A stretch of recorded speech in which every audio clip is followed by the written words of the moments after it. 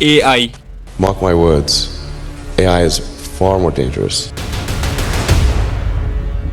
जितना छोटा ये नाम है उतना ही बड़ा इसका काम है। इस छोटे से नाम ने आज पूरी दुनिया को हिला कर रखा हुआ है। Hey Mom, hey Dad. It's me, Ella. Well, a digital version of me. आज ऐसा कोई सॉफ्टवेयर नहीं है जहां आपको AI देखने को ना मिले। व्हाट्सएप, फेसबुक, यूट्यूब, गूगल, हर जगह AI मौजूद है। 5 साल पहले जिस फोटो को एडिट करने में घंटों लग जाते थे, आज वो सिर्फ एक क्लिक में पॉसिबल है।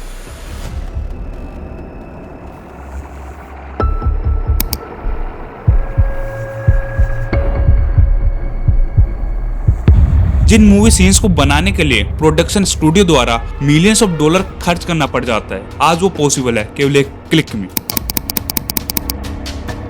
चाहे आप अपनी फोटो को स्टूडियो गिबली आर्ट में कन्वर्ट करना हो, चाहे उसे वीडियो में बदलना हो, 2 फोटोज को कंबाइन करके एक नई फोटो बनाना हो, या पूरी बुक की एक समरी चाहिए हो, आज ये सब पॉसिबल हो पा रहा है केवल एक क्लिक में। और ये सब मुमकिन हो पाया है just because of artificial intelligence.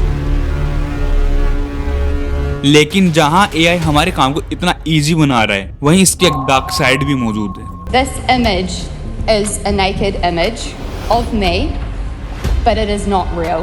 Layoffs, scam, data privacy, deepfake.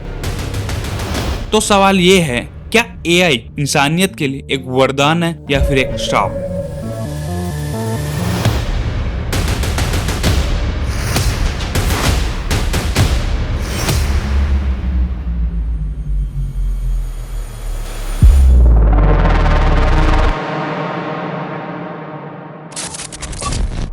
क्या आप गेस कर सकते हो दुनिया की सबसे मिस्टीरियस चीज क्या है? कुछ लोगों का जवाब होगा कि बर्मुडा ट्रायंगल, तो कुछ लोगों का जवाब होगा एरिया 51। लेकिन नहीं, दुनिया की सबसे मिस्टीरियस चीज आज हर एक इंसान के पास मौजूद है और हर एक जानवर के पास मौजूद है, और वो है उसका ब्रेन। यही वो चीज है जिसकी वजह से आज इंसान पूरी दुनिया पे डोमिनेट कर रहा है। यही वो चीज है जो इंसानों को बदलाव लाने के लिए पुश करता है। आज हमारे पास सोचने की एबिलिटी है, डिसीजन मेकिंग की पावर है, और सबसे इंपॉर्टेंट कॉन्शियसनेस। आज हम ये डिसाइड कर सकते हैं कि क्या सही है और क्या गलत। लेकिन सोचो, अगर ह्यूमंस की इसी एबिलिटी, इसी पावर और इसी इंटेलिजेंस को किसी नॉन लिविंग थिंग्स में डाला जा सके तो क्या होगा? और इसी को कहा जाता है आर्टिफिशियल इंटेलिजेंस। आर्टिफिशियल इंटेलिजेंस का मतलब होता है कि कंप्यूटर या मशीन्स को यह एबिलिटी प्रोवाइड करना कि वो खुद से सोच सके, खुद से डिसीजन ले सके, खुद की गलतियों से सीख सके और हर वो एक काम कर सके जो आज एक इंसान रियल लाइफ में करता है।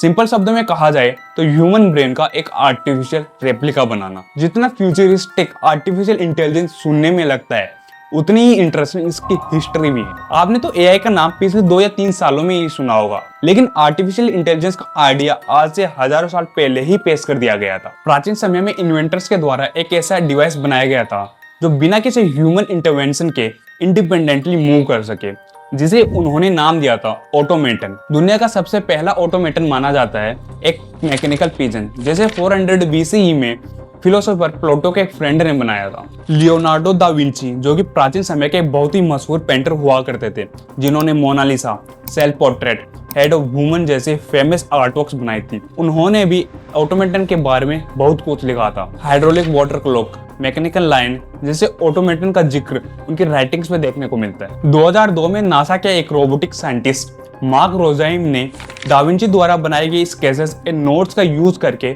उनके द्वारा बनाए गए ऑटोमेटन को रिक्रिएट करने की कोशिश की थी। जब उन्होंने इस ऑटोमेटन को रिक्रिएट किया तो उससे यह साबित होता है कि डाविंची केवल एक महान पेंटर नहीं, बल्कि उन्हें 15th सेंचुरी में रोबोटिक्स के बारे में भी एक अच्छी खासी जानकारी थी। लेकिन डाविंची ही नहीं, बल्कि the mechanical monk, al Jazari floating orchestra, the silver swan, Vaucanson digesting duck जैसे कई और ऑटोमेटन भी हमें देखने को मिलते हैं। लेकिन ये सभी ऑटोमेटन एक तरह के मैकेनिकल डिवाइस ही थे, जिसमें किसी भी तरह की कंप्यूटर प्रोग्रामिंग नहीं थी। अर्ली 90s में साइंटिस्ट के द्वारा यह सवाल उठाया गया कि क्या एक आर्टिफिशियल ब्रेन बनाया जा सकता है। 1921 में कार्ल केपेक के द्वारा एक science fiction play Rossum's Universal Robot release की जाती है, जिसमें उन्होंने आर्टिफिशियल पीपल के कॉन्सेप्ट को इंट्रोड्यूस किया था, जिसे उन्होंने नाम दिया रोबोट्स। यह पहली बार था जब रोबोट शब्द का उपयोग किया गया। 1929 में जापानीज प्रोफेसर माकातो निशिमुरा द्वारा पहला जापानीज रोबोट बनाया जाता है जिसे उन्होंने नाम दिया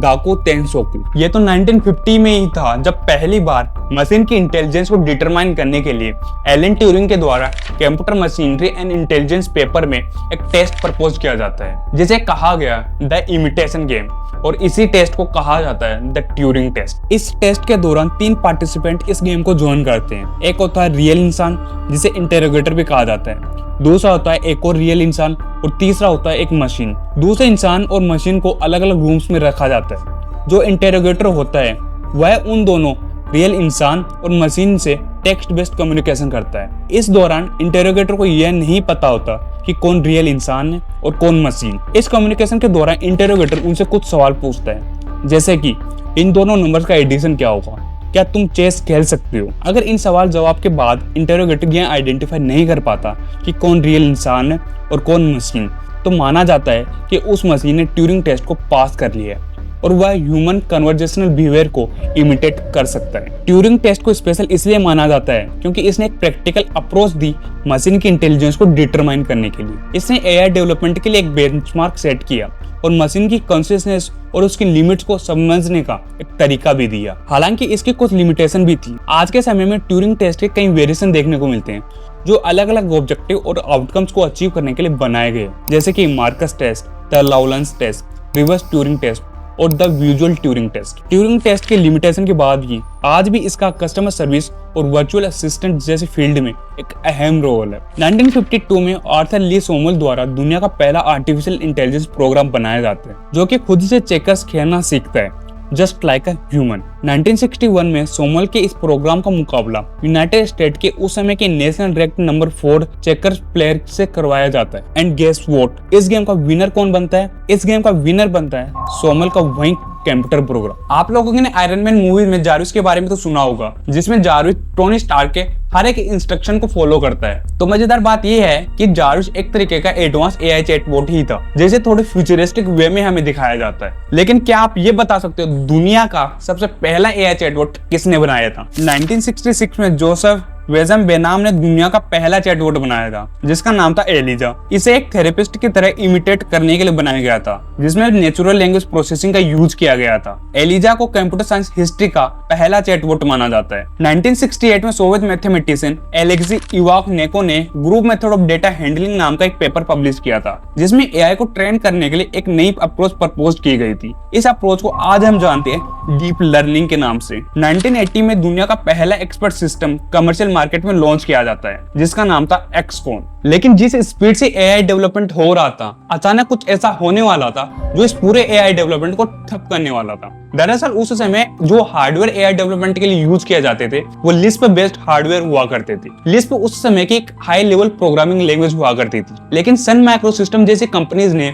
लिस्प मशीन के मुकाबले ज्यादा पावरफुल और इफेक्टिव अल्टरनेटिव्स ऑफर किए, जिस वजह से ये लिस्प मशीन मार्केट में टिक नहीं पाई और देखते ही देखते 1 साल के अंदर अंदर $500 बिलियन की इंडस्ट्री कोलैप्स कर गई। Association of advancement of artificial intelligence ने 1984 में ही इस कोलैप्स के बारे में पहले ही वार्न कर दिया था। इस डाउनफॉल के बाद ना किसी प्राइवेट और ना किसी गवर्नमेंट एंटिटी ने एआई डेवलपमेंट में अपना इंटरेस्ट दिखाया, जिसकी वजह से एआई डेवलपमेंट को एक मैसिव स्लो डाउन देखने को मिला और इसी स्लो डाउन को आज जाना जाता है एआई विंटर के नाम से। ऐसा ही कुछ हमें इस साल जनवरी में देखने को मिलता है, जब एक चाइनीज कंपनी के द्वारा डीपसीक R1 मॉडल लॉन्च किया जाता है। जब ये मॉडल लॉन्च किया जाता है तो एनवीडिया कंपनी को एक दिन के अंदर अंदर $600 बिलियन का मार्केट लॉस देखना पड़ता है और इसके पीछे का रीजन भी वही था। जहां ओपनएआई के ChatGPT-4 को ट्रेन करने के लिए $100 मिलियन लगे थे, वहीं डीपसीक के इस R1 मॉडल को केवल $6 मिलियन का लगा था और परफॉर्मेंस के मामले में ऑलमोस्ट इक्वल। अर्ली 2000 में गूगल, फेसबुक, एप्पल, माइक्रोसॉफ्ट जैसे टेक जायंट उभर कर आने लगे,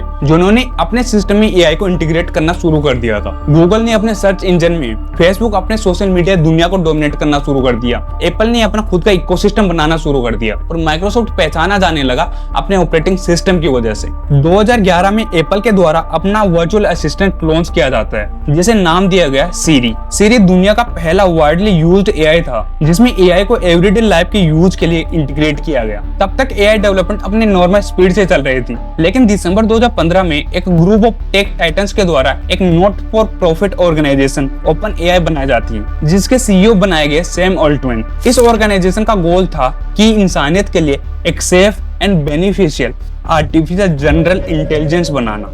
फिर आता है वो दिन जब इनके इस गोल के बारे में पूरी दुनिया को पता चलने वाला था। 23 नवंबर 2022 को ओपनएआई के द्वारा chat generative pre train transformer launch किया जाता है, जिसे शॉर्ट में कहा गया चैट जीपीटी। जब चैट जीपीटी को लॉन्च किया गया तो हर तरफ केवल एक ही सवाल था, what is chat GPT. Chat GPT एक एआई चैटबॉट था, लेकिन ये कोई आम चैटबॉट नहीं था, बल्कि जनरेटिव एआई बेस्ड चैटबॉट था। जनरेटिव एआई का मतलब होता है कि आप जब इससे बात करते हो तो जो रिस्पॉन्स आपको देखने को मिलता है वो एकदम न्यू टेक्स्ट होता है, जैसे कि आप किसी इंसान से बात कर रहे हो। ये एआई डेवलपमेंट में इतना बड़ा ब्रेक थ्रू था जिसकी आप कल्पना भी नहीं कर सकते। अब एआई खुद से सोच सकता है, खुद से न्यू टेक्स्ट जनरेट कर सकता है। अगर आप अभी भी ये सोचते हो कि चैट जीपीटी क्या है, केवल एक चैटबॉट ही तो है, तो आप अभी भी एक बहुत बड़ी गलतफहमी में जी रहे हो। एक ऐसा एक्स फैक्टर जो इंसानों को बाकी और लिविंग ऑर्गेनिज्म से अलग बनाता है, थिंकिंग, आज एआई ने वो भी अचीव कर लिया है। केवल थिंकिंग ही नहीं, मेमोरी, क्रिएटिविटी, आज एआई ने ये सब भी हासिल कर लिया है। जिन कामों को करने के लिए इंसानों को घंटों लग जाते थे, आज एआई वो कुछ ही सेकंड में कर सकता है। आप लोगों ने फोमो के बारे में तो सुना होगा, फियर ऑफ मिसिंग आउट। अगर किसी इंडिविजुअल इंसान को फोमो होने लगे तो डिप्रेशन और एंजाइटी का शिकार हो सकता है, लेकिन वहीं अगर यह फोमो किसी बड़ी ऑर्गेनाइजेशन को फील होने लगे तो इन रिजल्ट हमें देखने को मिलता है एक कॉम्पिटिशन। जैसे ही Open AI Chat GPT launch करता है तो हर एक बड़ी कंपनी खुद को इस एआई रेस में बनाए रखने के लिए अपने अपने मॉडल्स लॉन्च करना शुरू कर देती है, और यहाँ से शुरू होता है एक एआई रेस जिसमें हर कोई एक दूसरे से आगे निकलने की कोशिश करता है। इसी वजह से हमें कई और एआई मॉडल्स देखने को मिलते हैं, जैसे कि Claude, Gemini, Llama, Grok. AI development केवल टेक्स्ट जनरेशन तक सीमित नहीं रहा, बल्कि image generation, video generation, AI का हर एक फील्ड में हमें ग्रोथ देखने को मिल रही है। आज के समय में एक क्लिक और इमेज जनरेट, एक क्लिक और वीडियो जनरेट, एक क्लिक और पूरे के पूरे गाने का लिरिक्स आपके सामने। ये अनइमेजिनेबल है कि आज एआई क्या क्या कर पा रहा है। इमेज जनरेट करना, वीडियो जनरेट करना, ये सब तो केवल एआई डेवलपमेंट की दुनिया का केवल टिप ऑफ द आइसबर्ग है। अगर ये सब टिप ऑफ द आइसबर्ग है तो अब सवाल उठता है, आखिर एआई क्या क्या कर सकता है, आखिर एआई से क्या क्या करवाया जा सकता है, और सबसे इंपॉर्टेंट, क्या एआई इंसानों की क्रिएटिविटी का द एंड है।